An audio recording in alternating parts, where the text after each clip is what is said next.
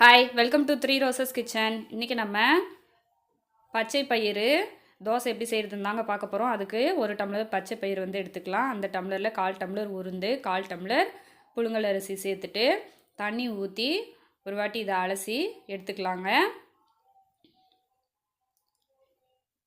இந்த மாதிரி பச்சை பயிரை வச்சு செஞ்சு பாருங்கள், ரொம்ப டேஸ்ட்டாக இருக்கும். அதே சமயம் ரொம்ப ஹெல்த்தியான சூப்பரான ஒரு பிரேக்ஃபாஸ்ட் ரெசிப்பிங்க. குழந்தைங்கள்லாம் ரொம்பவே விரும்பி சாப்பிடுவாங்க. இப்போ தேவையான அளவு தண்ணி ஊற்றி தட்டு போட்டு மூடி வச்சுக்கலாம். இது ஒரு 5 மணி நேரம் ஊறட்டும். ஊறினதுக்கப்புறமா பாருங்கள், நல்லா ஊறி உப்பி வந்துருச்சு பச்சை பயிரெல்லாம். இப்போ இதை மிக்ஸி ஜாருக்கு சேர்த்துக்கலாம். கொஞ்சம் கொஞ்சமாக சேர்த்து நம்ம அரைச்சி எடுத்துக்கலாங்க. இது பார்த்திங்கன்னா நல்லா நைஸாக அரைச்சி எடுத்துக்கலாம். அப்போ தான் தோசை ஊற்றுறதுக்கு ரொம்ப சூப்பராக இருக்கும். இப்போ தேவையான அளவு தண்ணி ஊற்றி நம்ம இதை அரைச்சி எடுத்துக்கலாங்க. நல்லா நைஸாக அரைச்சி எடுத்துக்கோங்க. பாருங்கள், இந்த அளவுக்கு நல்லா நைஸாக அரைச்சி எடுத்துக்கோங்க. இப்போ இதை ஒரு மிக்சிங் பவுலுக்கு மாற்றிக்கலாம். இதே மாதிரி மீதம் இருக்கிற பச்சை பயிரெல்லாம் நம்ம அரைச்சி எடுத்துக்கலாம். அரைச்சி எடுத்ததுக்கப்புறமா தேவையான அளவு உப்பு சேர்த்து தண்ணி கொஞ்சம் ஊற்றி நம்ம மாவை கரைச்சிக்கலாங்க.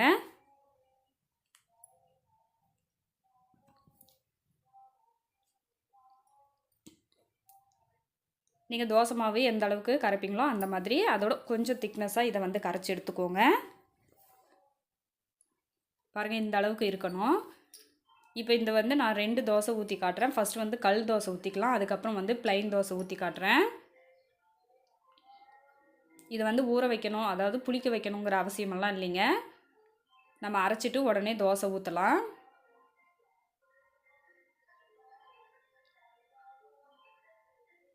இப்போ சுற்றி எண்ணெய் ஊற்றிக்கலாம். ஊற்றிட்டு ஒரு பக்கம் வெந்துருச்சு. இப்போ இன்னொரு பக்கம் நம்ம திருப்பி போட்டுக்கலாம். வாசனையே நல்லா கமகமன்னு அவ்வளோ சூப்பராக வருது.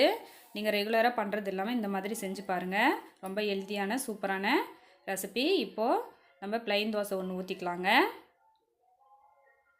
ஃபஸ்ட் டைம் நம்ம சேனலை பார்க்குறது இருந்தால் சேனலை சப்ஸ்கிரைப் பண்ணிக்கோங்க. மறக்காமல் லைக் பண்ணிட்டு உங்கள் ஃப்ரெண்ட்ஸ் அண்ட் ஃபேமிலி மெம்பர்ஸ்க்கு ஷேர் பண்ணிக்கோங்க.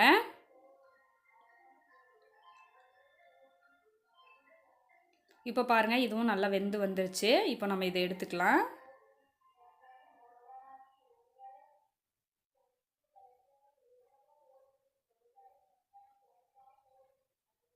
அவ்வளோதான். ரொம்ப ஈஸியான, அதே சமயம் ரொம்ப ஹெல்த்தியான, குயிக்காக செய்யக்கூடிய ஒரு சூப்பரான பிரேக்ஃபாஸ்ட் ரெசிபி. கண்டிப்பாக நீங்களும் ட்ரை பண்ணி பாருங்கள். அவ்வளோதான். இது கூட ஒரு கார சட்னி வச்சு சாப்பிடும்போது அவ்வளோ சூப்பராக இருக்கும். கண்டிப்பாக நீங்களும் ட்ரை பண்ணி பார்த்துட்டு உங்களோட கமெண்ட்டு சொல்லுங்கள். தேங்க்ஸ் ஃபார் வாட்சிங்.